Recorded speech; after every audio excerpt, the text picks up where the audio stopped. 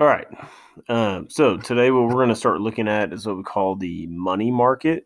Okay, this deals with the demand and supply of money. So it kind of builds on the last chapter or last section that we looked at.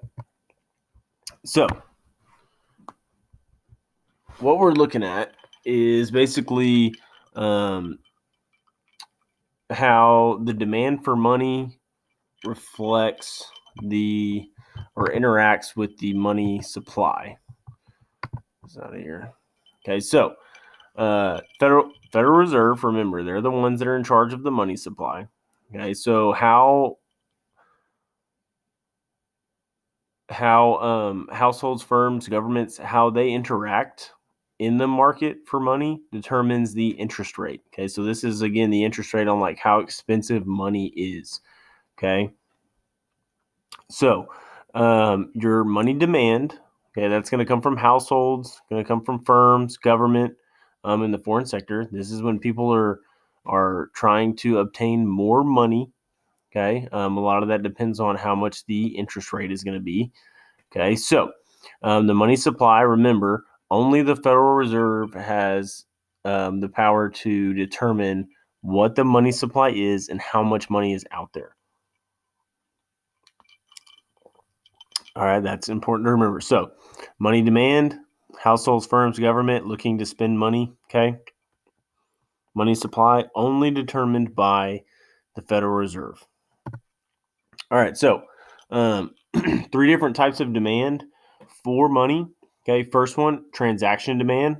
Okay, this is when we are simply using money as a medium of exchange. So, when you are wanting to go to the store, buy something, when you're shopping on Amazon or wherever it might be, okay, and you're simply um, buying something and using your money to exchange your money for a good or a service, okay, that's transaction demand. That has nothing to do with the interest rate, um, how much uh, the interest rate is. You're just looking at simple day to day purchases. So going to buy lunch today, whatever that might be, okay, that's going to be your transaction demand. All right. Simply going out there, buying things day in and day out. All right. So your asset demand, this is when we're looking at money to store value. So this depends on the interest rate. Okay. So this one we're looking at um, how that money can change, how much it's going to cost, how much it can grow. Okay. Um, and going forward. Okay. Your total money demand. Okay. Notice the symbol MD. Okay. Um, is basically a curve that we're going to have. Okay. It's going to look like it's going to look similar to a normal demand curve. Okay, it's going to be downward sloping. When we have higher interest rates, okay, people are less inclined to hold money. Okay, more inclined to hold stocks and bonds. Okay, so when you're looking at money and storing value, you're looking at investments. You're looking at how much can money grow. Okay, so when interest rates are high, less people want to hold their money because they're going to basically earn more money in their investments or in bonds, things like that. Okay, so when we see the graph, you'll see it, but there's less quantity of money demanded.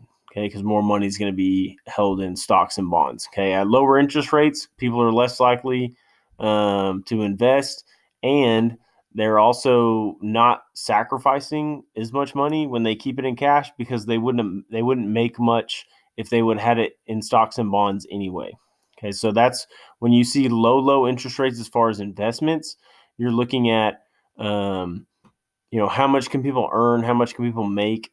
Okay, and so when the interest rates are low, people are going to not feel so bad about holding their money because they're not really sacrificing that much money made by holding on to it when they have those low interest rates. All right. And then, so that's money demand. Then you have money supply. All right. The supply of money only determined by the Federal Reserve. Remember, they're the ones that control how much money is printed, made. Going back to the last unit, when they need to add money, take money away, whatever it might be, they're the ones that are in charge. Okay. During this pandemic, We've seen the money supply increase. We've seen the Federal Reserve with their stimulus packages, okay, basically creating more money, trying to pump out money to citizens to keep the economy afloat. Again, they're the only ones that have the power to do this, okay?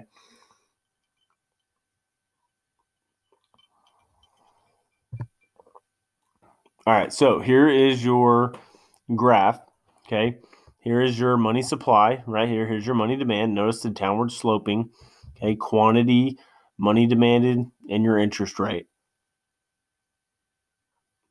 So wherever these meet, wherever the money supply meets the money demand, okay, that's where we get the nominal interest rate, okay?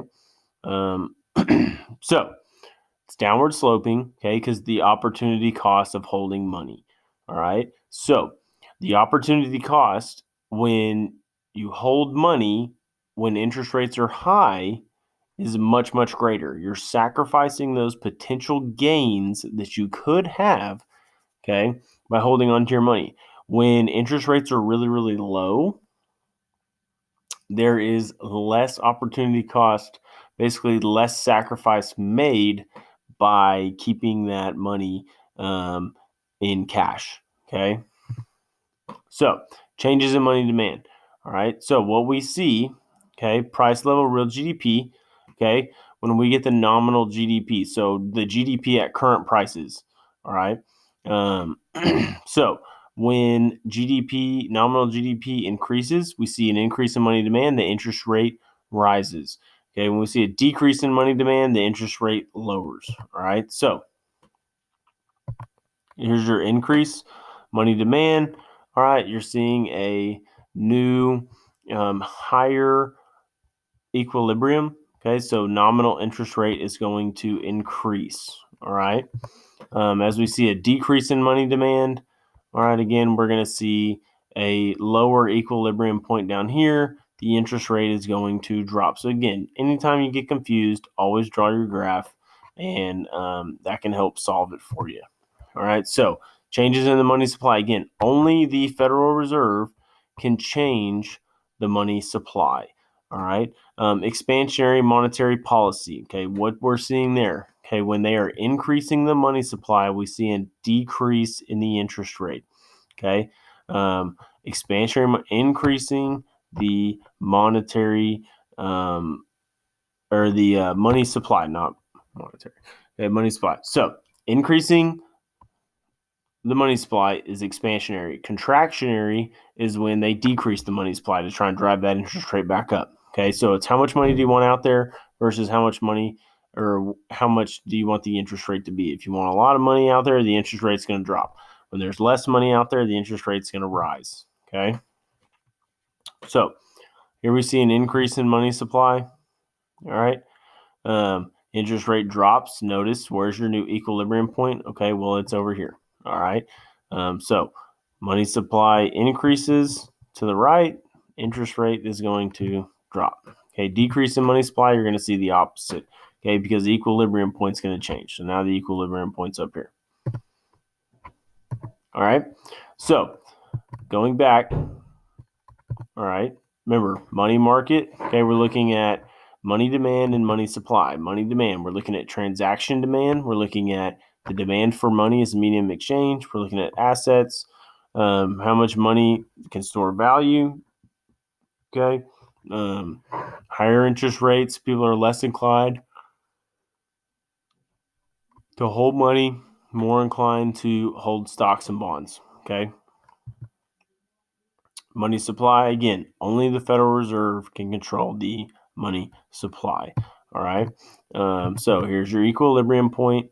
All right. So this is where every graph's going to kind of start right here. Okay.